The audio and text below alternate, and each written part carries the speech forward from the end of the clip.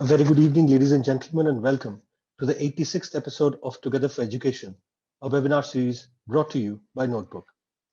Back in April 2020, when the lockdown had just started and schools had shut down, Notebook started this initiative to connect the community of educators on a thought sharing platform that might be of help to them as they got more used to online classes.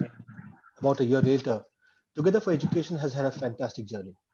Topics ranging from curricular to extracurricular, from sports to mental health, from holistic development to NEP to alumni have been discussed. Week after week, the love and support you have shown to this platform has been its major engine of growth. And we thank all of you for that wonderful support that we have received. Today, we look at a very, very special topic, teaching as a career. While starting Notebook, Achin and I left fairly successful corporate careers to get into education.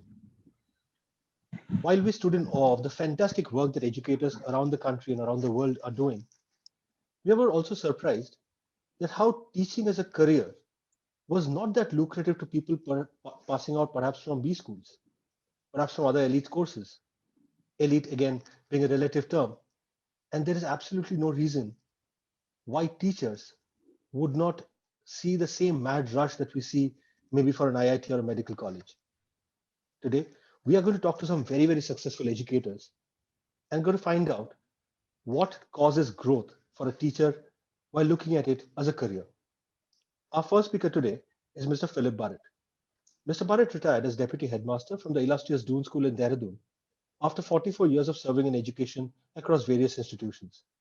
He served the Doon School as Housemaster, Head of Department, Dean of Activities, Dean of Student Welfare, Deputy Headmaster, Second Master, and Acting Headmaster with great distinction. He also carried out a visioning exercise for the Doon School in the year 2011 through an in-depth study of a number of British public schools and various schools in the US. He qualified as a leadership trainer at Wellington College, UK in the year 2000. He is also an athlete, an adventurer, and a naturalist, and we at Notebook are privileged to have him as one of our senior advisors. Sir, extremely happy to have you here. Over to you. Thank you very much, Bayu, for that introduction. A very good evening to you, Achin, Abhishek, Meghna, and all Good the evening, sir. good evening, Rachana, and also our esteemed panelists and the people who have tuned in. When I heard your introduction about how you and Achin got into the education profession, I sometimes think that people have to go and do something outside education and realize what they're missing, and then they come to it, and then they make a very good job of it. But very few people come into it as a first-time occupation. And judging from the number of people who have tuned in today, 51, 52, is an indicator of how little value people put on the profession. Um, it's often referred to as a noble profession, because which other profession is so respected that adults will leave their impressionable children to the care of teachers, where they know they will be taught honesty, patience, intellectual courage, integrity, humility, empathy, and so many other qualities.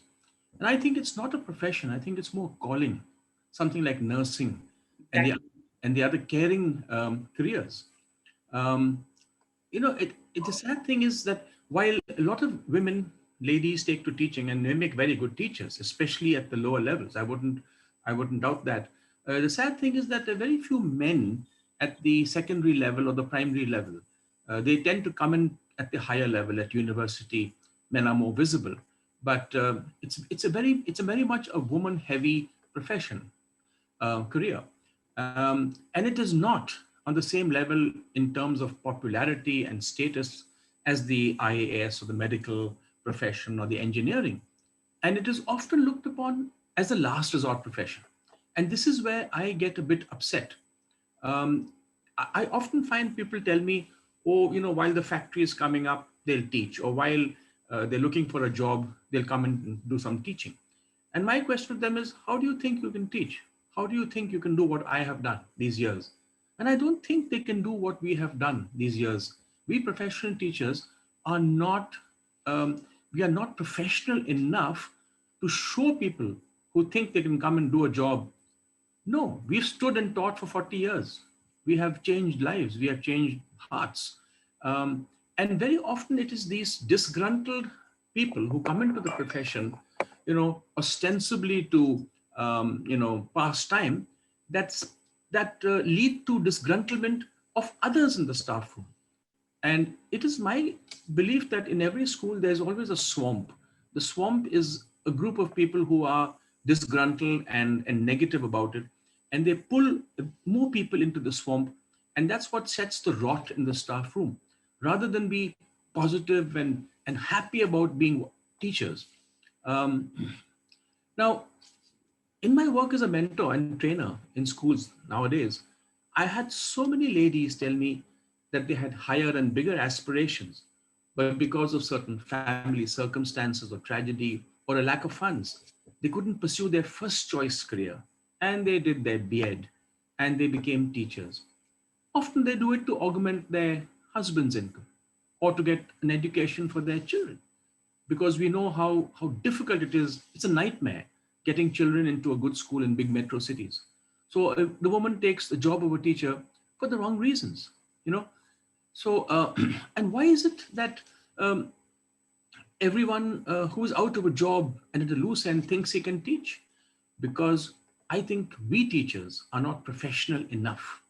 We we lack the professionalism that is shown by other professions, and that's why people think, oh, anyone can do the job. But Yeah. we have to look them in the eye and say, no, you cannot do what I have done. I have taught my subject, I've taught values, I've taught character, courage, and a host of immeasurables. And in a school, in a boarding school, 24/7 round the clock, often sleeping at midnight, counseling, fighting fatigue, giving them a shoulder to cry on, being a guide, a coach, a critic, and a confidant. This, I don't think many people can do. Um, I have known people who have come into the job ostensibly to pass a little time while they study for their engineering and the IAS, and have stayed on to become literally the first class professional teachers, very, very famous teachers in this country. Now, if you look at countries like Australia, UK, Finland, and the McKinsey report on the top schools, um, you find that the best graduates, the top 10% of graduates from their colleges join teaching, Singapore included. And we, I think, as teachers, have failed to show our students how much fun and pride there is in the profession. You know, in Dehradun, where I taught, all I had to tell shopkeepers or parking assistants was that, I was from Doon school. And they would not take any money from me. They would give things without any advance. There was a big discount wherever I went. And all because they knew I was a teacher. So in India, I think people still respect their gurus. They respect their teachers. But they wouldn't want their children to be teachers. So what I liked about the profession when I came into it, for me, it was the first choice profession. I did my university, then did my master's, did my B.Ed full-time. I didn't do a part-time B.Ed. And because I wanted to be a teacher full-time very early in life, because I was inspired by some of my teachers. We had lots of holidays. I loved traveling. I loved reading and writing. I loved developing skills like photography. I was very sporty. And I knew that a lot of international sportsmen started life as teachers because it gives them the time to work on their passions. I loved continual learning. I loved research. And this lifelong love affair with academia is what I think teachers love. Um, I would also rather spend my life with young people rather than kill myself over a stressful 9 to 7 bank job that brings a lot of money in, but a very little peace of mind, very little health. And that apart from monetary benefits, there are great other benefits, hidden incidental benefits of the profession. I don't want to seem rude or disparaging to other professions, but I think there's more honor in teaching children than in selling tobacco and ball bearings.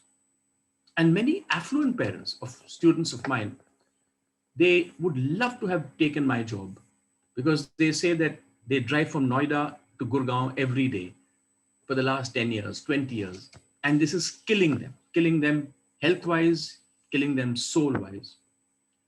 But at the end of the day, I think salaries and status is what drives people.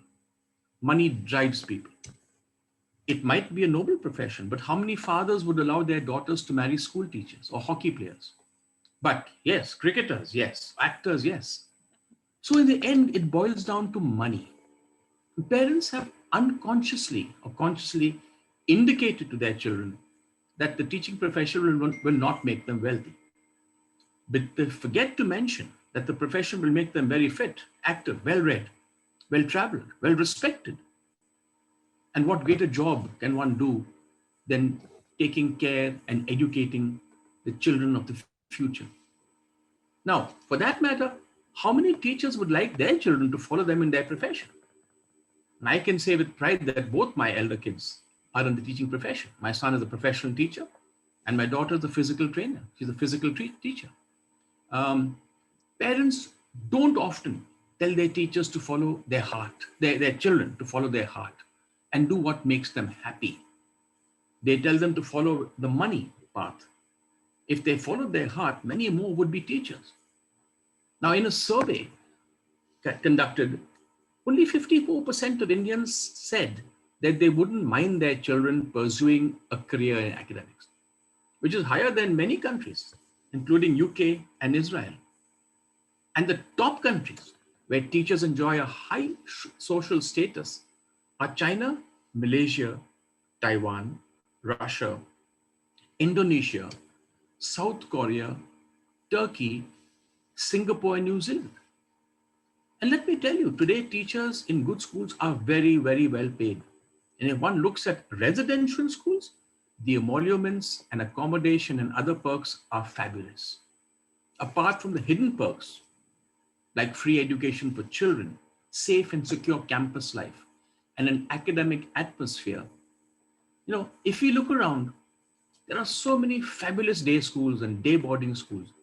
What a wonderful career for graduates who want to be teachers. International schools today pay between 8 and 18 lakhs a year, and principals get probably nearer 2 to 3 crores annually. Many residential schools pay teachers between 32 and 63 lakhs a year.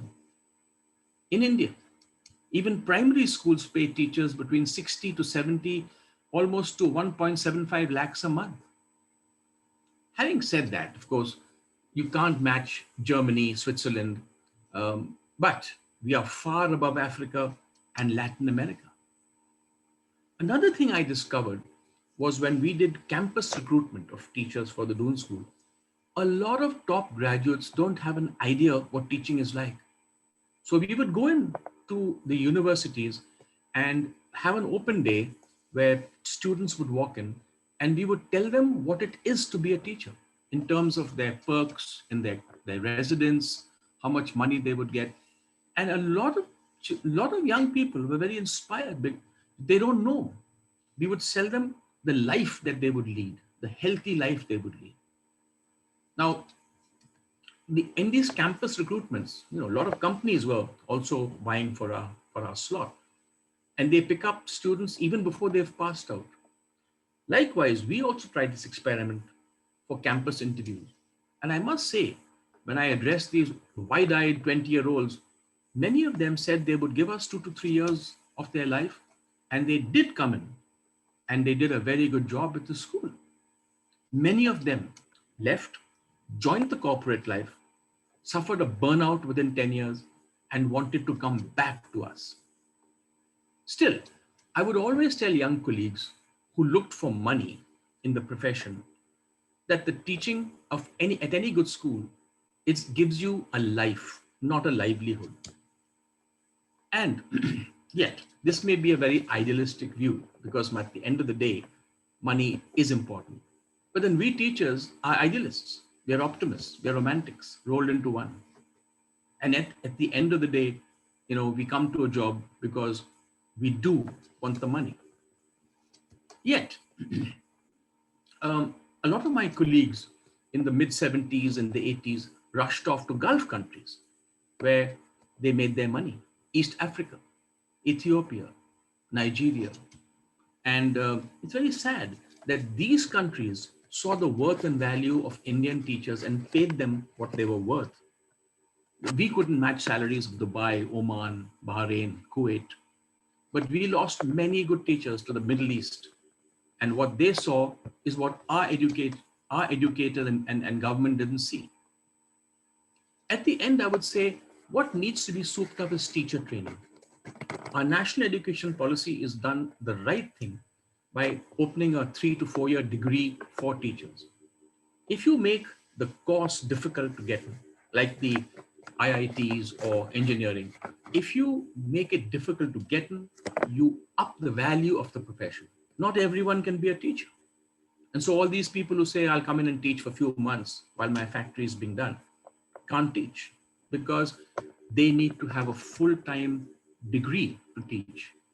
And I think once you become a teacher, there should be many opportunities for in-service training, courses, refreshers, foreign trips, sabbaticals like the Fulbright Scholarship. And that's why teachers need to grow continuously. And these opportunities make the career more lively, more look forward to. We need to raise the image of teachers in the eyes of the general public. But having said that, teachers are revered in this country. We have a long and, as I said, rich tradition of the Guru Shishya system. Teachers are respected. Like I've been respected as a teacher. And I think what needs to be done is matching the salary with the job. Another thing to remember is that people don't work for money, but they work for respect. They work for people who make them feel nice. And this is where I think our corporates have got it right because they work with making people happy. The HR departments in corporates really do a good job. While in schools, I think sometimes the heads and the boards don't look after their teachers. They're not treated well, they're not praised, and therefore it's just a chore for them to come to work every day and go back in the bus. I think it's important to treat teachers well, and I think most schools should have a HR department which actually makes teachers feel good, feel wanted, feel respected. I want to close by saying that if I had my life to live all over again, I'd be a teacher. There's the joy and the satisfaction of life. I enjoyed touching so many hearts. And often a student of mine would say, Sir, you can talk to a union minister or a billionaire who came into school yesterday as if he was an equal. And I would say, yes, son, I can look them in the eye and call him by his first name. Because what teaching does is it gives one status and pride and inner confidence. And with that, I want to hand this over to you, Subhayu. Thank you so much. Thank you so much, sir. Like every other week, we always stand to benefit with your opening now. Just goes to show the effect you have when the number on the board has doubled since you started speaking. What you also said reminded me of a poem by Taylor Mali titled What Teachers Make. At a dinner party, somebody asked Mr. Mali what teachers make. And after the entire poem is done, he says, we make a goddamn difference. Well, ladies and gentlemen, now time for the next speaker. Our next speaker is Achin Bhattacharya. Achin is the founder and CEO of Notebook. A chartered accountant by training, Achin was a director at Deloitte prior to starting Notebook. He has worked in India and abroad in various senior capacities in GE, PwC, KPMG, and Deloitte. He is a fellow of the ICAI and a member of CP Australia. He is also the recipient of the prestigious Indian Achievers Award. Achin is an avid reader and a passionate traveler with keen interests in economics, history, literature, and philosophy. He is a regular speaker at various forums and chambers of commerce and also contributes articles to numerous publications regularly. He is also on the board of some of the most renowned corporates and contributes significantly to their brand strategies. Achin, over to you. Good evening, everyone. Shubha, am I audible? Yeah, Achin, loud and clear. I once again welcome all of you to today's session on a topic which will define the trajectory of our nation, our civilization, and our society in the years to come. I was listening very attentively to Barrett sir. Indeed, and with so many esteemed educators today in our panel, and so much of wealth of experience that we have here on this very important topic. So I'll take more of an outsider's view with regard to this. I always feel that democracies, in order to succeed, need active, informed, and responsible citizens. Citizens who are responsible, who are willing and able to take responsibility for themselves and their communities and contribute to the entire process, political process. Now, what do we expect from a citizen, from a well-informed citizen? A, being aware of their rights and responsibilities. Second, being informed about social and political issues. Third, being concerned about the welfare of others. Fourth, having the confidence to be able to clearly articulate their opinions and arguments. Fifth, being able to influence, having the capability to influence the world. So one is I have a thought. Second is I am able to articulate it. And third is how much is my impact? Am I making a difference? Am I being able to influence? Am I active enough in my community? And most important, am I responsible enough as a citizen? Now these qualities, these capabilities, while they're very good to hear, we all understand that they will not develop on their own. They will not develop unaided. These are values, these are qualities that needs to be learned, that needs to be nurtured in a step-by-step manner. And that is where I guess the role of educators is so important. They're entrusted with the responsibility for a better tomorrow, to nurture our future citizens. I'll share a very small story here. Very recently, I got a call from a gentleman. So I would not like to name him, but I got a call from a gentleman. One day, it was an unknown number. And at the other end, I heard someone. And from the word go, I could make out so much of maturity and wealth of experience in the other person.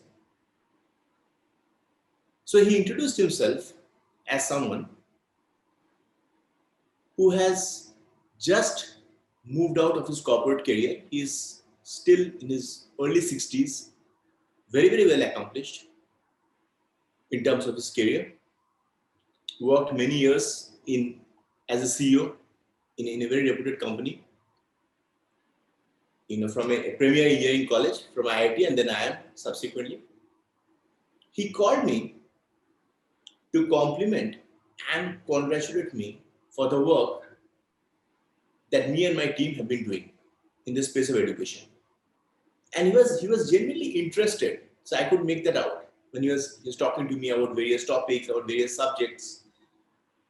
And so after 10 minutes, I asked him that, sir, I understand you have been in corporate throughout your tenure. How come you're so well informed? Because he was very much well informed with regard to NEP, with regard to certain changes in pedagogy. So he was speaking to me. So I asked him that, how come you're so well informed? The answer that I got from him was, he told me, Achin, trust me, I always wanted to be a school teacher, right from day one. And that's exactly what I wanted to do. Circumstances were different. One thing kept happening after the other. It was a complete chain of events. But I never lost touch with education. And today, when I'm moving out of my corporate career, I can very well take up consulting assignments, but I want to do something for children. I genuinely want to contribute to the process. And he also went further and told me that to him, he considers teaching as the most fulfilling profession. So please mark my words. Teaching as a noble profession, we all agree. But he went a step further and told me that if I take a 360-degree view, I consider teaching as the most fulfilling profession.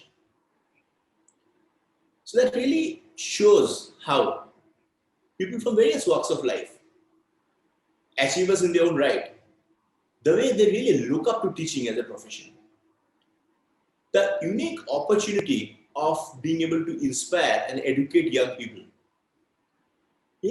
One day one of your students may even go as far as winning a Nobel Prize or maybe a field prize, be a top business leader or a leader of the country or a great intellectual or artist. So imagine the contribution of an educator. Opportunity of being able to work with inquisitive minds, every day going to work and learning so much from children, being completely in sync, in tune with today's generation. So I guess it's very, very motivating, undoubtedly. There's no doubt about it. And the kind of contribution to the society, I think that needs no further elaboration. We all understand that kind of contribution. The opportunity of making differences to students' life, which are like everlasting differences. Also, as a career, Barrett was discussing about Indian educators going abroad are making great career for themselves. And we have also seen in this forum, we have seen so many accomplished educators, Indian educators, who currently are in different parts of the world, coming into this forum and sharing their experiences. Undoubtedly, to today's age, and I was going through some recent articles as well, which clearly says that teaching, even next 3 to 4 decades, all surveys are pointing out to this, that teaching as a profession, undoubtedly, globally, teachers are in huge demand. And experienced teachers, accomplished teachers, teachers who have already been there, done that,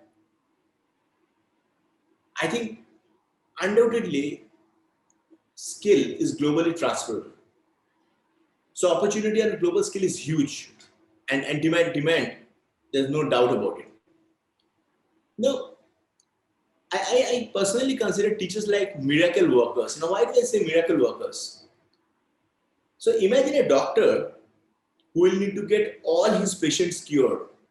It's super taxing, right? We all understand that there's a law of probability. And practically it might not be possible in spite of his or her best intentions.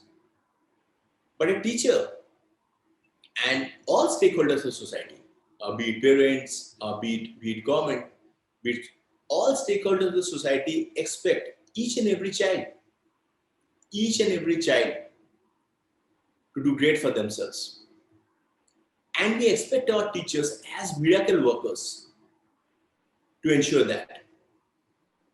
As knowledge professionals, transporting their own knowledge and shaping the minds of youth. And I guess it's also one of those professions where there's a huge responsibility. There's a huge image to be upheld, because at any point of time, educators are aware that their students, in the eyes of their students, they are role models. And for any schoolgoer, apart from parents, if there are any role models, undoubtedly, teachers are the first port of call. And so that, I guess, in itself is a huge responsibility, which makes the profession far more demanding and challenging if I look at things from a teacher's perspective. Again, I think I was also going through some very interesting data, some interesting numbers with regard to how the entire world is looking at teaching as a profession. Globally, as we are all aware, that there is an acute scarcity of teachers that is coming to the forefront with so much of aging population in the Western world, in different parts of the world, and that is where there's a huge opportunity in terms of skill portability. So, as for a recent OECD report, which I was going through, that says that countries need to really make teaching profession more financially and intellectually attractive. I think 2 points that Burrett also very rightly mentioned. Not only financially attractive, but intellectually stimulating as well, intellectually attractive as well. Now, based on this report, which was basically a survey, OECD's teaching and learning international survey. Now, as per this report, it goes on to say that teachers are lifelong learners, and undoubtedly, the profession needs to attract the best and the brightest. If we really want to ensure that we prioritize tomorrow's strategic needs over today's operational needs. So at the end of the day, always we'll have operational needs, But at some point of time, we need to step back and think and ensure that the best minds, best young men and women take up teaching as a profession. If we indeed want to ensure that as a race, we grow from strength to strength. Now, in this particular survey, so this was done based on about 260,000 teachers who were interviewed from 48 countries. So they were basically from secondary schools.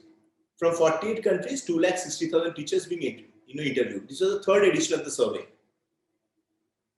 And the basic objective was it aimed to strengthen and help knowledge and skill of the teaching workforce, and to find out that what is the kind of professionalism that is coming to this into teaching. The findings show, and there's some very key findings which I would like to share with all of you.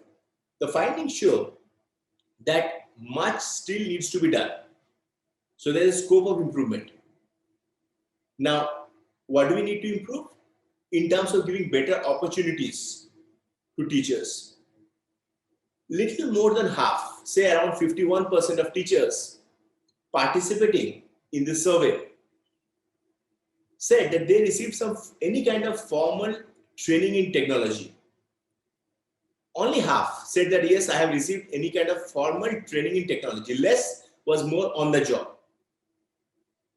And less than half felt well prepared when they joined the profession. So around 50% of teachers, and I'm discussing about a survey of 260,000 teachers from 48 countries, OECD countries. So less than half, almost half, went on to say that when we joined the profession, we were not very confident. We felt we were underprepared. We felt we deserved better training. But 2/3 of teachers report that the most useful professional development they took part was focused on innovation in teaching. So how to make teaching more innovative? That's one area that is being discussed across academic corridors in different parts of the globe. That I think is a good thing.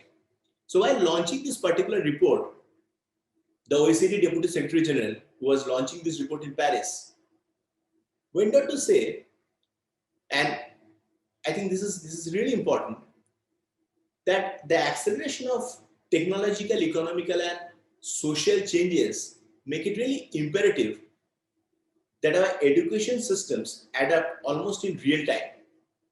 Thus, policymakers, people who are making policies, they need to work closely with teachers and in schools. So policy making cannot be isolated from people who are actually working on the field, and leverage the experience and expertise of teachers to help students succeed. So one key finding has been that teachers need to be in charge, and government should empower teachers with a higher degree of autonomy in terms of innovating pedagogy, in terms of inculcating a collaborative culture in every school. So I think this is really, I found this really interesting. And on an average, across OECD countries in this particular survey, 78% of teachers also report that they and their colleagues help each other implement new ideas. So that collaborative approach that I was discussing about, the teachers coming together, that's working in different parts of the world. More than 78%, almost 80% of teachers say that yes, we are open to innovation and we are working together as a team. We are helping our colleagues. However, this culture seems to be a little less in Europe vis-a-vis other countries. So a little more resistance to change, I'll say. So, and this survey was done across, considering the fact that so many countries, so naturally there was different types of teachers coming in from different backgrounds, different types of schools. Now, it also said that 95% of teachers report they believe that children and young people should learn that they belong to different cultures which have a lot in common. So finding out the commonality in terms of different cultures was something that teachers believed in. Now, another very interesting thing was that for almost 2/3 of teachers, teaching was a first career choice. So this is something that Barrett was discussing. So teachers by choice and teachers by chance. Almost 2/3 reported that yes, for us, teaching was the first career choice. That I think is a very, very important point. But yes, out of respondents who said yes, teaching was our first career choice, for female teachers, comparatively, percentage was much higher. Around 70% of female teachers said yes, teaching is our first career choice, vis-a-vis only 60% of male teachers. And also, for 90% of teachers, the opportunity to contribute to children's development and the opportunity to contribute to society was the major motivation for 90% of teachers. Whereas only 60% said that yes, a stable and steady career is what attracts me. So I think these are some very interesting findings undoubtedly. And coming to the role of educator, I think, I was reading a very important and very interesting quote by Albert Einstein, who once claimed that if he was presented with a problem and given 1 hour to solve it, he would spend 5 minutes on the solution and other 55 minutes defining the problem. He was born to be a teacher and lived his life and work with a healthy mix of compassion and curiosity. Now, the message is that the best environment we can actually provide for our students are the ones that lead them to take responsibility for their learning. I think NEP 2020 also really goes a step further. And, I see a lot of very interesting points, which I'm sure will also come across during panel discussion. So whether that be in terms of ensuring, whether that be in terms of recruitment and deployment, more stress on 4 years integrated BEd programs, teachers eligibility test that NEP has strongly advocated, that will be strengthened to inculcate better test material, both in terms of content and pedagogy. Whether that be service environment and culture, another very important thing. Continuous professional development, I think very, very important. It's not only important to, kind of join the profession, but just like any other profession, being able to continuously upgrade, I think that is really important to ensure that quality is there. So continuous professional development, CPD, is one area that NP has given a lot of thrust on, that teachers be given continuous opportunities for self-improvement to learn. So whether that be latest innovation, advances, and also multiple modes of learning has been discussed in NEP. So whether that be at local level, regional level, state level, national level, or even international workshops. Even extensive use of online teacher development modules. So as to ensure, and the policy also goes a step further, it actually tries to quantify when it says that each teacher will be expected to participate in at least 50 hours of CPD. 50 hours of compulsory professional development every year for their own development and driven by their own interest. Also, career management and progression, CMP, so as to make the profession far more attractive. Laying down professional standards for teachers, common guiding set in terms of National Professional Standards for Teachers, NPST, which the policy plans to develop, NEP plans to develop by 2022. By National Council for Teacher Education. So I think some really great initiatives in NEP, there's no doubt about it. And we look forward to it with a lot of enthusiasm. Also thrust on areas like special educators, which really the society needs in far more numbers. Approach to teachers education. So I think some really great and interesting developments as far as this is concerned.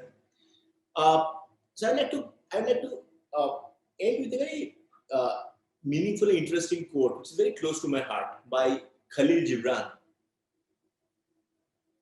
So I remember that he once said that while referring to teachers, that you are the bows from which your children as living arrows are sent forth. So teachers as bows and children as arrows. That to me is the impact of teachers. We have a great panel here today with so much of wealth of experience. And I really look forward to their deliberation, their own practical real life examples that they would like to share with all of us to enlighten us on this very important topic. I thank all of you for giving me a patient hearing. Over to you, Shubhai. Thank you, Achin. Thank you for that wonderful presentation. Well, as Achin said, we do have a stellar panel lined up for you today. But I wouldn't be much of a host if I didn't create a bit of a suspense and made you wait a little bit longer. Before we start the panel discussion, I will tell you a little bit about Notebook. We at Notebook create short videos that are tailored to the school curriculum. This is made to aid the teachers in their jobs as coaches and facilitators of the children's education. The way these videos work is when the teachers are taking their class, whether online or offline, these videos can be played as an introduction to a topic. Each video, about 6 to 10 minutes in length, provides a visual springboard from which discussions and developments about the topic can take place during the class. Months later, when the child has to prepare for an exam or revise the topic, they have access to the same videos on their personal devices, laptops, smartphones, whatever they have access to. And this helps them not only remember the topic, but also get reminded of what the teacher had taught in class that day when this particular video was shown. What I will do now is play you one short sample of one notebook video before we start the discussion. We believe you would find this video apt to today's topic. बहुत समय पहले आज की तरह school नहीं हुआ करते थे। उस समय गुरुकुल हुआ करता था। लड़के इस गुरुकुल में शिक्षा के लिए जाते थे। वो आश्रम में रहते थे अपने गुरु के साथ। सारे लड़के मिलकर सभी काम किया करते थे। गुरुकुल में उन्हें गणित, व्याकरण और धर्म ग्रंथ की शिक्षा दी जाती थी। इसके अलावा घुड़सवारी और धनुष तीर चलाना भी सिखाते थे। हस्तिनापुर के राजा थे पांडु। उनके 5 पुत्र हुए। उन्होंने अपने पुत्रों को गुरु द्रोणाचार्य के आश्रम में गुरुकुल में भेजा। राजकुमार अपने गुरु के संग ही रहने लगे। 5 राजकुमारों को गुरु द्रोणाचार्य बहुत प्रेम करते थे। वे बहुत हिम्मती और तेज तर्रार थे। द्रोणाचार्य ने उन्हें बहुत सी चीजों की शिक्षा दी। तीरंदाजी और युद्ध कला सिखाई। शिष्य अपने गुरु को बहुत सम्मान देते और उनसे प्यार करते थे। एक दिन गुरु द्रोणाचार्य अपने शिष्यों को किसी दूसरे जंगल की ओर ले गए। वे इस कोशिश में थे कि उन्हें तीरंदाजी में महारत हासिल हो सके। उन्होंने एक पेड़ की डाल पर बैठी हुई एक चिड़िया दिखाई और चिड़िया की तरफ संकेत करते हुए कहा, मैं चाहता हूं कि तुम इस चिड़िया की आंख भेद दो। That was a short piece from one of the notebook videos. More than 10,000 such videos are available on www.notebook.school that you might find useful in your teaching work. Well, with that, ladies and gentlemen, it is now time to introduce our stellar panel to you. As Achin mentioned, we have a fantastic panel lined up for you. Let me introduce them to you one by one. We have with us Ms. Rachana Kodesia. She is the head of Center of Teacher Training and Education Management. She believes that the aim of present education is to prepare for life with command of our mind, spirit, emotions, and acquisition of progressive skills. She has been awarded Dr. APJ Abdul Kalam Memorial Award 2016 for excellence in education at Gandhi Peace Foundation, New Delhi in 2016. She has received accreditation by IAO in the US as an educational professional and trainer with certified education programs and content, child and parent counselor, authorized auditor for educational organizations, Dr. Radhakrishnan Memorial Award for contribution to education at national level on Teachers Day 2020. She has been the Vice President of Training and Operations at GD Goenka Institute, the Director Academics at Amity Center for Educational Research and Training, and the head of Modern Montessori International in London. Ma'am, thank you so much for being here. It's a privilege to have you. We also have with us Ms. Ira Chatterjee. She holds a bachelor's degree in commerce from Lady Shri Ram College, a bachelor's degree in education from the University of Calcutta, and an MBA from the Indian Institute of Foreign Trade. In addition to these, she is certified as a teacher in Finland and currently pursuing her PhD at Hanken School of Economics in Finland. She has been teaching the IB Business Management course at the South Tapiola High School in Espoo, Finland for the last 12 years. Prior to that, she was working with ITC Limited for 12 years and taught marketing at the ICFI Business School in India. We have with us Dr. Dilip Kumar Das, who holds an MSc, a B.Ed, an MBA, an LLB, and a DIRT. He has an experience of 29 years in the educational field all across CBSE schools and has been a principal for the last 10 years with CBSE schools. He's handled a number of schools in Maharashtra and Gujarat and has been working as a CBSE Inspection Committee member. We also have with us Dr. Syed Hamid. Dr. Hamid has had a very illustrious career as an educator. The President of India honored him with the most prestigious national award in the year 2014. He worked as principal at CRPF Public School and a PGT English at KV CRPF GC Hyderabad for about 12 years. He served as the chairman of CBSE Gulf Council, a rare honor bestowed upon him as a senior principal of CBSE. He served the KVs for about 25 years and received the KVS Best Teacher Incentive Award from MHRD Government of India.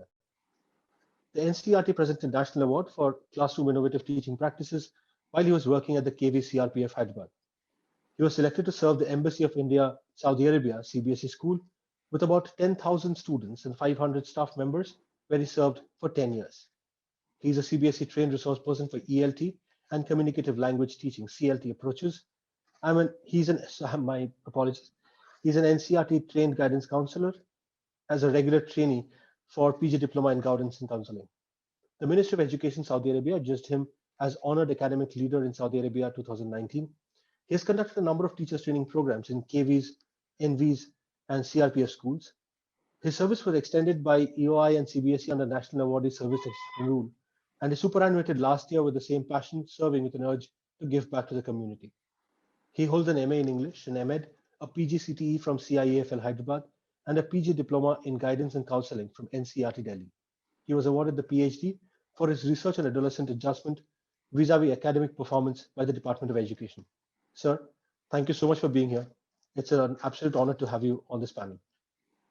I will now stop my share, switch my camera on so that we can see each other, and we can proceed with the discussion. Once again, thank you so much to all of you for being part of this today. This is a very, very important topic, one of the most important that we have tackled on this platform. And thank you all so much for making the time. I will get across to Dr. Hamid first.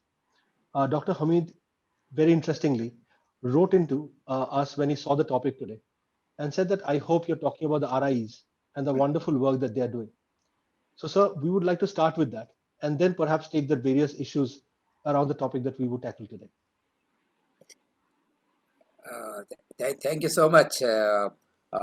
First of all, I should congratulate you and your team for bringing these kind of topics. I was there some time back as one of the panelists. In my recent assignment in a foreign country, about 10,000 students, and I was addressing the senior secondary level students. I asked how many of you would you like to take it, your career? Hardly, Rachana madam is smiling. 2 or 3 hands were there, madam. And the children do not like to take up this career. I was perhaps the luckiest person. I left the university, Sri Venkateshwara University in Tirupati area, Andhra Pradesh, and joined as a teacher, and of course retired as a teacher, maybe principal of Kendriya Vidyalaya and also Indian Embassy School. What I requested was whether all our children are aware of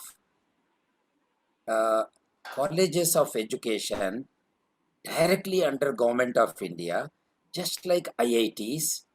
IITs were started to prepare excellent technocrats needed for the country. In the same way, in 1963, Government of India started 5 regional colleges of education they were called. Of course, today they are renamed as Regional Institutes of Education. I'm going to focus on the advantage of these wonderful institutions. The information is even today not disseminated to our students. After +2, a student can join either in BSc Ed integrated program of 4 years, which is going to save 1 year now. Because if I take up degree, BSc and then B.Ed 2 years, it is going to be 5 years, or sometimes now in the national education policy, 6 years it is going to be. because the national education policy suggests a degree should be of 4 years now. So 4 years degree, 2 years B.Ed, 6 years. But whereas in the regional college, we get this integrated degree equivalent to BSc B.Ed in 4 years right now. And also BA Ed, Bachelor of Arts Education. And MSc Ed, again 2 years program. MSc Ed Maths, MSc Ed Physics, MSc Ed Chemistry, MSc Ed Biology. So these wonderful residential institutions directly under NCRT, coming under the ministry right now, are 100% residential institutions, and students come from different states. Each regional college caters to the needs of the states of India there. For example, for the whole South India, we have a regional institute of education in Mysore. For the whole north, we have a regional college of education, as I said, renamed as Regional Institute of Education in Ajmer. So also for central India in Bhopal, we have one RIE. We have one RIE in Bhubaneswar. We have one RIE in Shillong. See, these institutions are basically meant to create quality pre-service trained teachers. To come out as a postgraduate teacher, one should have studied 6 years right now in those colleges to get MSc Ed. But unfortunately, everyone and with every academic background thinks that I can be a better teacher. Well, it is good. The teaching profession welcomes everyone. But it doesn't mean that without that teaching aptitude and without the taste, one enters, one gets frustrated. So the teaching profession, as Kothari had mentioned long ago, a great statement that the destiny of India is being molded in her classroom. The destiny of India is being molded in her classroom, not in the factories or not somewhere in other fields, but inside the classroom. The importance given to the teacher and to the classroom long ago, the first statement, opening remark of Dr. Kothari was, the destiny of India is being molded in her classroom. So keeping this in mind, as the HM from Doon's school was speaking, that the other countries attracted Indian teachers, but perhaps we failed to recognize these intellectually gifted people. I was also there as the chairman of CBSE Gulf Council, taking note of roaming around all the Gulf countries, where we have nearly 180 CBSE schools. In UAE itself, we have more than 80 schools. In Saudi Arabia, we have about 40 CBSE schools. So these schools have such wonderful teachers, those who have migrated from India, and they are paid better and they are respected. Even in the airport, I was so surprised looking at my transport. The person asked me in the airport in that country, what profession, what is your job in this country? I said, I have come here as a teacher. Believe me, he stood up and stamped my passport, and he smiled and said, what subject you are going to teach, sir? I said, in his language, Mudir al-Madrasa is the manager of an institution. I am going to report to the Indian embassy and then take over a big Indian school in that country. Of course, trying to teach English language. He was so happy. That was a welcome note for a teacher by that foreign country whom I had not seen and not heard about anything about that. So my point is, teachers themselves are responsible for their respect, not their very high package and all. Of course, package counts a lot.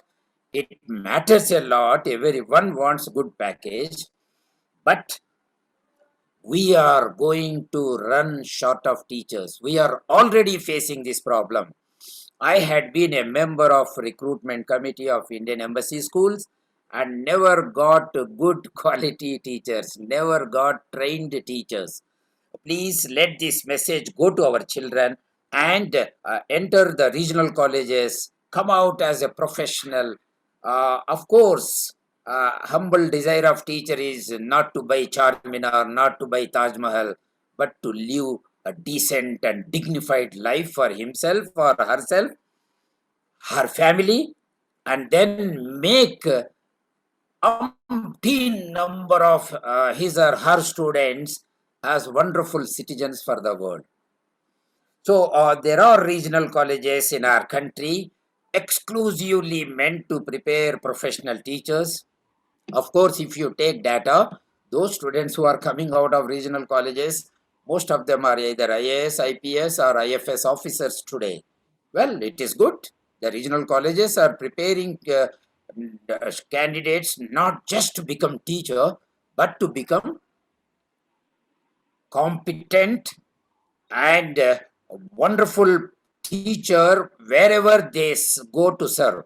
An IAS officer also is basically a teacher because he or she has to conduct number of examinations for her own department, those employees who come under her or under him as subordinates. So many things are taught 6 years in the regional colleges.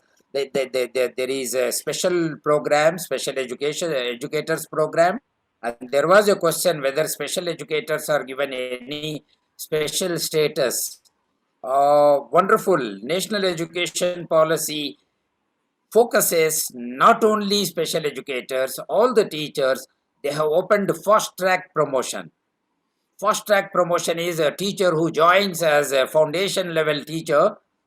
I think all the members, 103 members now listening to me, are aware that 10 plus 2 plus 3 is gone, and we have now 5 plus 3 plus 3 plus 4 number. So this 5 years foundation stage teacher, earlier we used to call KG teacher or a pre-primary teacher, they can immediately attempt the tests and move to preparatory level teacher and then high school teacher and secondary school teacher.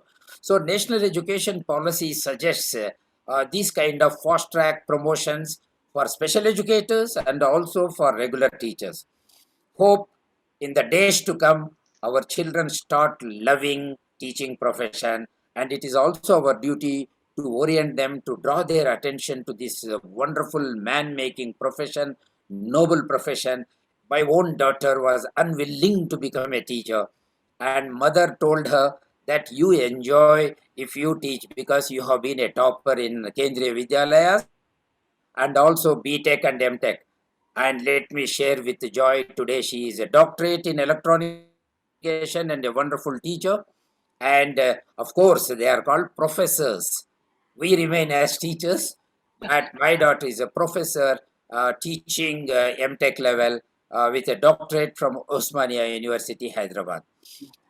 Thank you very much for the notebook, and you are really opening the notebooks of all of us, and we are immensely happy to share this small useful information through your forum that you have created. God bless you. Over to you, sir. Thank you so much, sir. Thank you so much for sharing that with us. I was just quickly doing the maths in my head. Uh, if there are 6 regional institutes and a population of 1.3 billion, I sense a huge supply-demand mismatch. Rachana, ma'am, if I may come to you, you belong to a private institution which is doing this, also creating teachers. To begin with, ma'am, what is the primary motivation that one has to have to become a teacher, and are we lacking in motivating enough people to take this up? Yeah, completely. I totally agree with completely. And first, I will agree with Philip sir that you're a naturally a teacher and it is a calling. So those set of teachers are definitely the one who are highest in passion and who are highest basically bringing out the best in the profession and doing that. And the rest is, yes, I agree that like it has been a second choice, but the people with first choice always do the best. Now, what I feel is that even when they become teachers, the institutes and even our courses, although NEP is doing a lot of good work and the new policies are coming in, like you just said, the number of educational institutions is very little. Now, but our courses are not keeping up with the demands of changing education and how the even student of today is changing. The needs of today are very different than they were even 5 years ago, even 10 years ago, or even 20 years ago.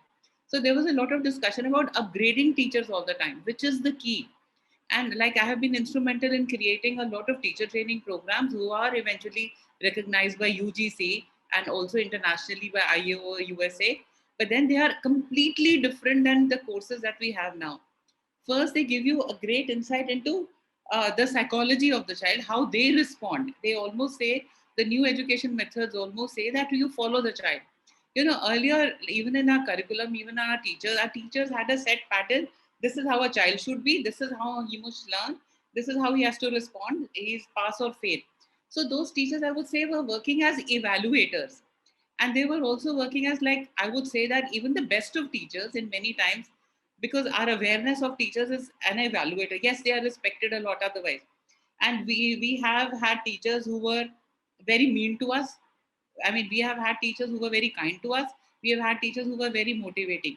On an average teacher, I'm sure everyone will eventually agree with me. If there's a class of 40, a teacher teaches about 20% of the class, the children who are raising hands, who are maybe prepared at home or who are, participating in everything.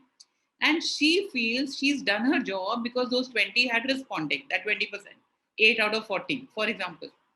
And then there are always that 8 in the class who never know what is happening. And there is this mid 60% who's always trying to cope up. So now the new education techniques talk about such pedagogies. We were having a nice discussion about pedagogies as well. So pedagogies have to come in where we can engage all the children, all the 100%, all the 40, and how our lesson plans need to be modified. So now we say that staple diet pattern of teaching cannot sustain the new generation. So our teacher training programs need to evolve. Our teacher training institutes need to evolve. They need to bring in a lot of new techniques, technologies, like I was talking about bringing in innovative, and when they are collaborating. How are they collaborating? With their experiences that I tried this child learned better. I tried this child learned better. That's the collaborative techniques. So they are coming up with a hit and trial or with passionate teachers and the systems that they work, and they innovated and created themselves.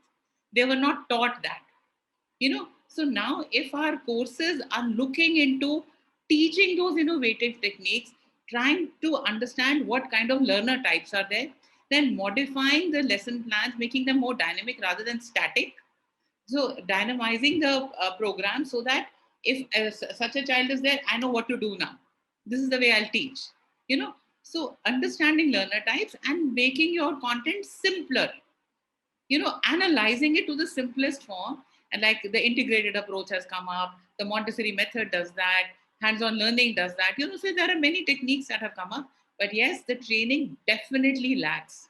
Now, another aspect I feel where the training needs to bring in is, it may seem spiritual to you. There has to be an ingredient of selflessness in every teacher, like the parent. That selflessness is basically makes that ideal teacher. When Philip Sir was talking about guiding students, counseling them, working 24/7, changing their lives.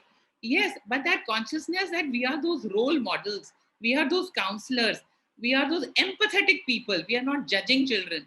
So that also needs to come in. Yes, that comes with a lot of spiritual awareness. So in the new training programs, I've attended them in the world, I've created them myself as well. So that removing your baggage, I think most of the teachers are not ready to receive children.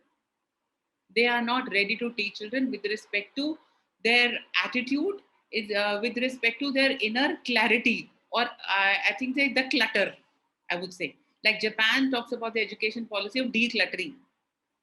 So declutter yourself, make things simpler, isolate them so that the focus can go to the right thing. Don't clutter too much information together. So those aspects need to come in with respect to our own minds, with respect to our own emotions, with respect to communication with anyone else, and bringing in that simplicity, clarity, empathy, and most important, respect. When we are judging children, or this thing, Mr. Sir Philip will agree with me because he's been very close to children. If a child, we are sympathetic with them, empathetic with them, and we respect them for what they are, irrespective of how they perform. And then if we go by the technique of motivating them that you are okay the way you are, it is okay to be the way you are, not to know things, not to do good, but let's try. My suggestion is you will do it. I have faith in you. You will, you can. So I think a lot of psychological approach is required in bringing in a reform in education. And this, a lot of psychological training is definitely missing, because the trainings that we do in the programs, I will not like to name them, that are existing, they are so theoretical, and they are just giving, when the teachers are giving exams, they learn that theory, they give that exam, and they become a certified teacher. They get a rubber stamp to become a teacher, but they haven't learned a thing what to do in a class. How to handle children, how to analyze them, even how to observe them with sensitivity, and to figure out, what they need, and how I can approach them, and how I can bring whatever curriculum I have, how can I modify it to reach out to 100% of students, bring out maximum results from them, and also create an enthusiasm in the student to want to learn. So I think these aspects in our teacher training programs need to come in. And if we talk about teaching as a career, like that's what I feel is the need, and that's what I work on. And private institutes definitely do give you that opportunity, that freedom to create a lot of new things, because sometimes certain defined sectors do not let that thing come into you. So when we are expanding, we are opening new schools, we can have bringing in new curriculums, then definitely new teaching methods are required. And that is why the private sector comes up with new techniques, but then they need to be accepted. So I was fortunate enough to get them accepted at UGC levels also. But then that awareness has to seep in and see how they flow. But yes, fulfillment, I totally agree, because I was 3 when I wanted to be a teacher, and I became a teacher eventually, and I'm still a teacher eventually at different levels. I was very sure, and I used to write on my teak door with a chalk and teach myself, and that's how I become a teacher myself. So I would say fulfillment. You leave the packages and money aside. I think we are happy every day. Today, I was able to make a difference to this child. Today, he could do this, which he could not do that earlier. That satisfaction in the corporate, when it comes after, when you've done a package or maybe you completed a project, a teacher can actually get that fulfillment, happiness every day. So that fulfillment is, I won't trade that for anything. That smile of the child, and their when their walk changes, the way they walk changes when they have achieved something and you've appreciated for them. And the little differences when you counsel parents, and when you're telling the parent your child is good enough, please don't do that to him. We don't only enroll students, we need to enroll their parents too, and to empathize them towards their own child sometimes. Ma'am, So on the point of parents, I'll just ask you to hold on to that thought, yeah. because there was something else that you mentioned, and I would like to get across to Ira ma'am on that. Ma'am, we are talking a lot about the respect for teachers and also their pay package, also their place in society. Now, you are teaching in Finland, and every time there is a discussion about pedagogy, teaching systems, Finland always comes up top, right? What's the secret? What's the secret sauce, if I may ask? In fact, I was thinking about that when Mr. Philip Barrett and Rachana also mentioned, and in fact, Dr. Hamid also said about respect is there in India. Well, in Finland, I think one thing is that it's really difficult to get into teacher training. It's amongst the most sought after professions. It's more difficult to become a teacher than it is to become a lawyer, which gives you an idea. It's difficult to enter law school, but teaching is even more difficult. So every year people get rejected. I think that makes a huge difference to the quality of people getting in. One thing is that I teach grades 11 and 12. So from my perspective, even though we like to talk about the, and I don't disagree with the idea that you need the passion and the skills, I think that knowledge part or the quality at the entry level for a teacher, here you straight away starting off with an advantage, because you've got people who can only, the other thing is the money is not high here. Okay, so that's a misunderstanding. I mean, high as in it's relative, of course. If you convert, it sounds a lot, but teaching is not at all. It's pretty much, I would say, average or below average. I've been to schools across the EU because we have these cooperations. It's called the Erasmus project. So I've been to Germany and Italy and even Turkey as part of these projects. And the salaries are not high at all. Of course, it's enough to take it because we have a lot of other benefits. So, medical, etc., is taken care of. So to that extent, it's easier. But you're straight away starting with the benefit of having this very, very motivated people, because only those who are really keen to become teachers will go through such a rigorous process. You have to have a master's degree to teach any subject, and you also need to have a high level of passing. So in India, I think that straight away means a lot of people become teachers who, like you mentioned, didn't get anything else or weren't good enough for something else, and they get in. So you're not having that thing. So I think it works both ways. You will go in if you really are keen on it. You will get in only if you're keen on it. And the other thing is the skills. We do have very rigorous teacher training. In fact, even though I had a BA degree, they said that's not good enough to teach her. Even though they recognize my Indian degrees here, I had to go through a whole program of skills. But I think in Finland, the big difference is the respect that we talk about. Maybe give me an example. I had a friend of mine come here from IFT, visit me from the Institute of Foreign Trade. She's a professor, in fact, in India. And I was sitting here with my children, and she said, after all that IFT, ITC, she said, you're a teacher now in a school? And she said, if you want, why don't you get into a college? And my children were horrified that someone would say that. And my husband, who's here in Nokia, he always jokes about the fact that now that we're here, there are people who always in a party or something will meet us, and he'll say he's with Nokia, etc. And then they say, I'm with this Lukyo, this high school, it's called Lukyo here. And they say, oh, wow. So the reaction is always so much more, impressed by what I do than what he does. So I think all those things sort of put together have that culture here. I know India, that Guru Shishya thing is very high, but I do think, there is something lacking there as well. It's partly, I think, the quality of teachers also who get in, unfortunately. I have had great teachers, so that's not fair to say, but I don't know. Okay, we have a lot of teachers who visit us here, by the way, in Finland. Every 2-3 years, we have teachers from India, all these schools. I forget now, Bluebells and a lot from the South, who visit us for teacher training. Anita Karwal, I think she's CBSE. She had also come here before this new education policy. We had this whole teacher training group from the government who had come here. And there again, you understand that the importance of this is really high. So the interaction with them, they will come and visit my school and they'll attend classes. So I'm really glad to see that there's this whole effort, but I do believe that you can't transfer what's happening in Finland right into India. In fact, sometimes I'm a little disappointed because Finland is really trying hard to market education in India. So we have these companies who are making these technology things. Oh, by the way, Shubha, your video was really nice. I was really happy to see what you've done on Notebook. And in fact, looking at that, I was thinking, why is it that we've got tech companies in Finland who are selling things like this Polar, etc., to India? It doesn't make sense to me. So there's great stuff happening here, but I don't think you can, there is good stuff in India. I think the big thing which you mentioned, and I really wrote that on, was I think we've got to make it more difficult to become. You've got to select people. We've got huge population. Let's use that to really get good people into the industry to begin with. And I will end that by one thing. We have every year a teacher survey, a student survey about teachers at my high school. And the one thing that they always say to me, I teach business, so it's much easier, is that the passion that you have for the subject is what they sort of gets onto them. And I think for me, the passion comes partly because I am confident about what I'm teaching. I enjoy what I teach.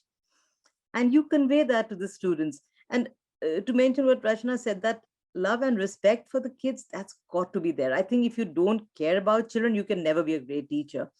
So that caring, and that happens to us all the time. Right now, we've got our grade 12 students applying for colleges, and I've got calls coming in from parents. This morning, I had one desperate for predicted grades and things like that.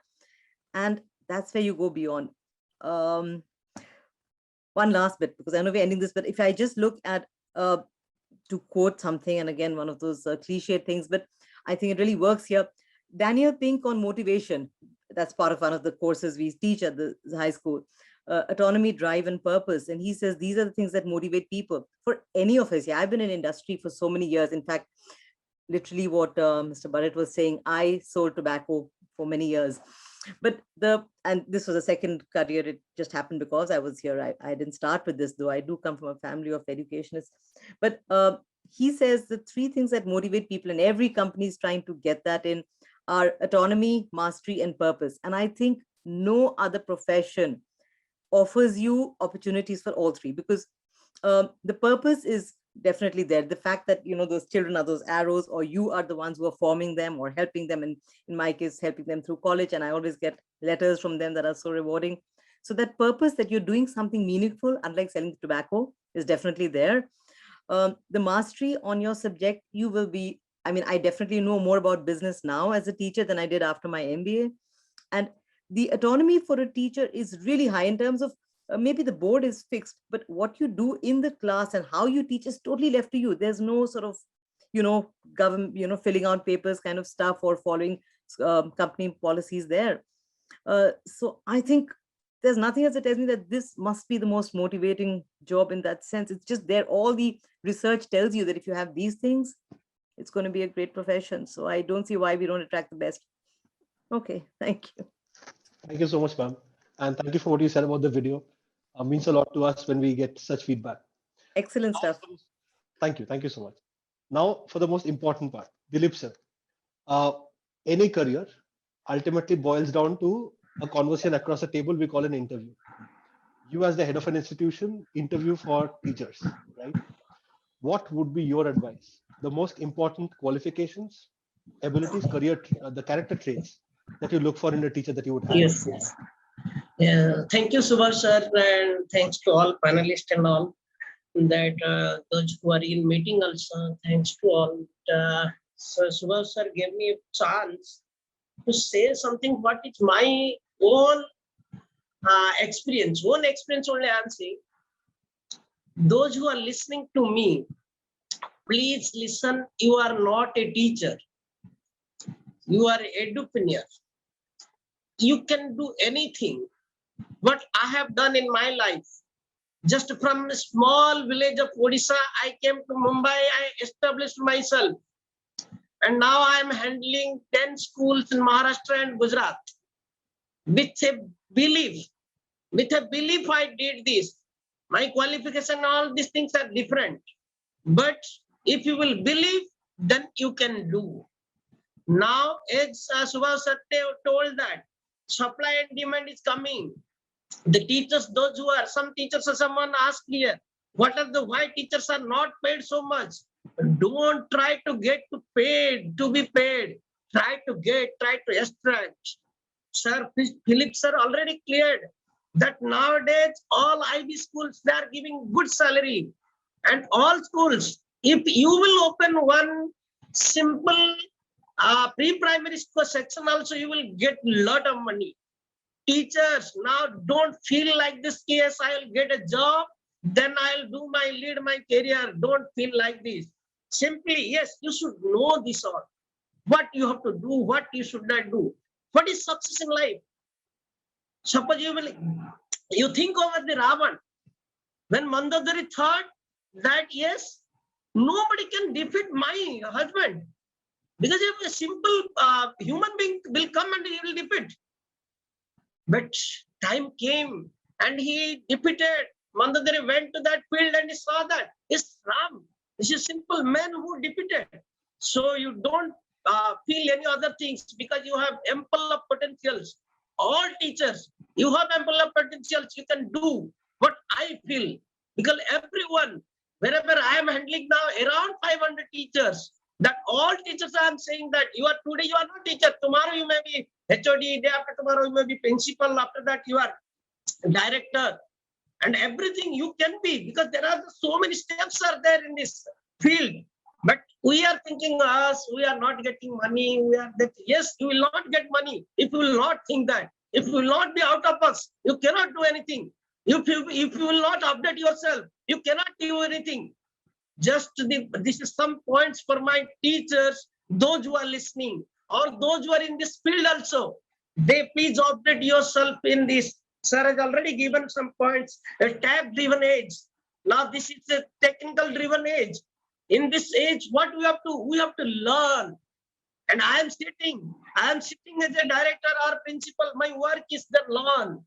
And today also, I learned that as a CBSE has given, how many of you are doing, you are from all CBSE schools, how many of you are doing this course? I don't know. This is Google has given a course with CBSE, and now they are teaching, all teachers supposed to do this course. Because after doing this, you have to come up. Because you can come up. Because if you will do this type of things, and daily they are giving 1 or 2 circulars they are giving. Within that circular, we have to do that. But this is my question. This is my suggestion to all teachers, that yet you have to. Subhash sir, am I audible or not? Yes, sir, we can hear you loud and clear. Subhash sir, am I audible? Yes, sir, perfectly. But I got the question that you are not audible, so that's it. Okay. Okay. I know, I saw that as well. Yeah. Okay, okay. We can hear So you. this, what I say to all of you, 1, 2, some points I have written, 10 to 5 points I have written. In your successful life as a teacher, if you are choosing your career as a teacher, as sir said also, Ira Ajmer, I had gone to Ira Ajmer, I selected, because in my every school, below 30,000, I am not keeping any teacher. A single first teacher is coming, is getting 30,000. After that, above all, we are taking the teachers. So these are the salary range now. Minimum 30,000 everywhere else, wherever you go. And the highest, you know, all of you.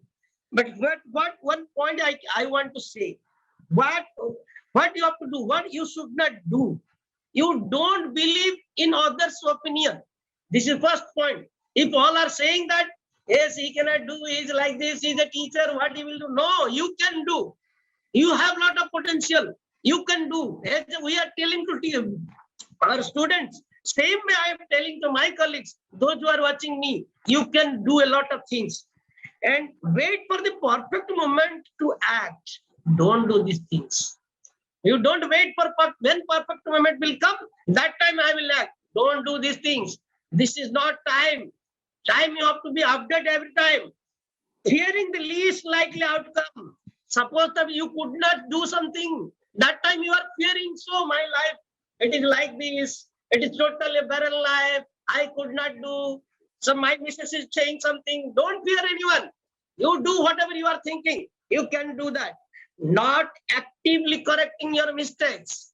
Remember, you have to actively correct your mistakes. Then one thing you can do, what to do. These are the things not to do. Then what to do? Learn, you understand that to whom you are taking, your child is having potential. Take the challenge. Those who are not studying in the society, take them. You will get money. Money will come to you. But challenge, have you taken a challenge? Just a teacher, you are going to school and you are getting salary, that much? No. Take challenge. Those who are not getting, the people are there, they are giving money. Anything like anything. Yes, my son is not doing well. If I send my son to this teacher, and he will make him up to level. So you grab these things. These are the opportunities. Please grab and be fun and energetic. Take risk. Without risk, nothing else you can do. Be creative and think out of box. What is happening nowadays? You think about this. WhatsApp. WhatsApp came in 2009. In 2013, when I came into this, I thought that what we will do this WhatsApp. Now, without WhatsApp, we are not able to think out of box. Now you can think about Byju's. What they did. A guy from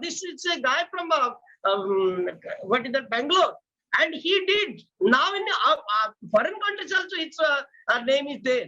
Byju and Paytm, you will see that these Indian people, what they are doing. This is also from education field only, the Byju people. And now notebook, what Subhash sir is doing. He is doing marvelous job and getting a lot of money. Thank you, sir. This is the things, and be consistent and decisive. What I say, be consistent and decisive. You can do. Always be updated, be communicative, be observant. Set your goal, what you will do. Set your goal, teacher. I have set my goal. Now I am 50 years old. After 10 years, I will be retired. After that, what will I do? Because now only I started my teaching, my training. I started my own website. I am doing lot of things. And what you are getting, sir? I am getting less things. But I thought this will help in my future. If I am doing this slowly I am doing this, I will definitely get. There is no problem at all. But that confidence you should have. Yes, I can do this much, sir. Subhash sir, this much I showed. So thank you, sir. It's now over to you. Thank you so much, sir. One thing I know for sure, if I am going to get interviewed by you, I will have a tough time living up to your passion level. That much I can guarantee. Yes. I really think that we have covered about 30% of this entire topic. This topic is too huge for one session. I had in fact paused Rachana ma'am halfway through and I had asked her to hold on to a thought. Given the paucity of time, I think we will have to organize a part 2 of this and I will have to again bug all of you to block your calendars. Sir, Subhash sir, only I left 2-3 data that I have to present before all. Now in 2018 data, it is the PGT. Now PGT in our India 2.61 billion and TGT 0.23 billion, PRT 0.12 billion. These are their existence, but required lot of things, sir. It's double, triple. It is required. Sir also says, sir said, a lot of people are required now in this field. So people are increasing. Number of people all are studying. You consider these things, sir. All are interested to study. So why we will not get? We will not come up. Why we will not be entrepreneur? Why we cannot set up our own school? Why we cannot be a director of a school? Why we will not do these all these things? Always I am asking myself, and I am doing. So those who are listening to me, all of you try to do, and definitely you can do. But Rachana madam is laughing. I think that we are ladies. No, sir. What I'm laughing at is we were talking about passion. You are showing us fire. Okay. Sir, please continue. Thank you so much, sir. As I said, I will have to bug all of you again very, very soon because this discussion deserves a part 2. Once again, thank you. Thank you amazing for sparing your time. listening everyone over here. I was really happy listening to each one of you. Thank you, everyone. And I think I learned a lot and a lot of you. Okay. Thank you, everyone. Also, I learned also from all of you. Thank you. Thank you. Thank you, Ira ma'am. Thank you very Thank you much. so Bye. much. Thank you, Achin sir. Bye. Thank you, Philip sir. Well, Thank you, I Thanks to Subhayu Rai Sahab, pulling all the intellectual giants together and generating so much of light, and it is going to be very useful for the younger generation. As one question that you raised was, these regional colleges certainly are not going to meet the demands of the country, but there are many states which have replicated, copied, and now to be encouraged by all of us that colleges should start these integrated programs so that the teaching profession is given its due weightage and its value in education system.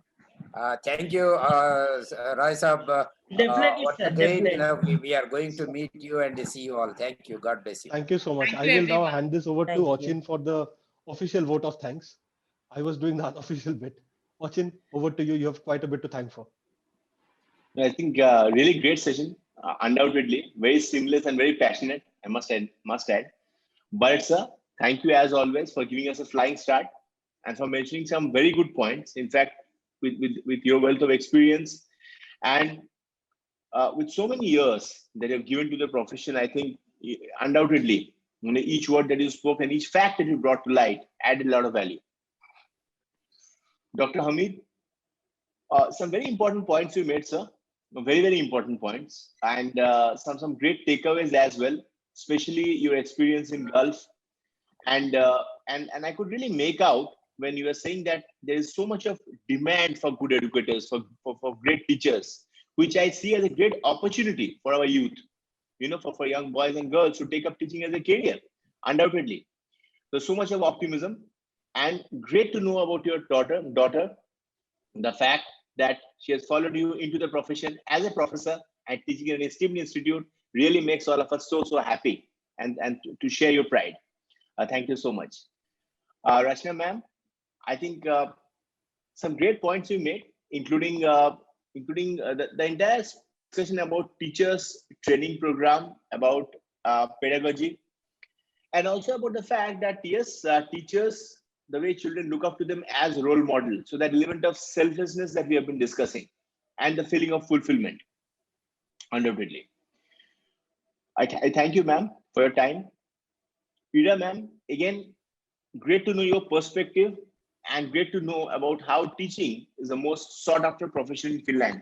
In fact, in education circles, whenever we discuss about teaching, whenever we discuss about schooling, Finland comes in. In fact, incidentally, in this forum, so today I think we are having 88th episode. I can tell you at least 20-25 occasions, Finland somehow or the other has come in terms of pedagogy, in terms of research, in terms of schooling. So your presence really added a lot of value. Some great points you mentioned.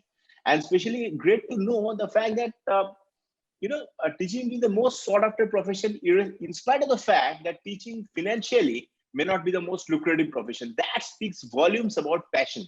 That really speaks volumes about the fact that it is being able to attract the best and the brightest by the sense of fulfillment, the fact that they are being able to serve society. That really goes on to speak a lot.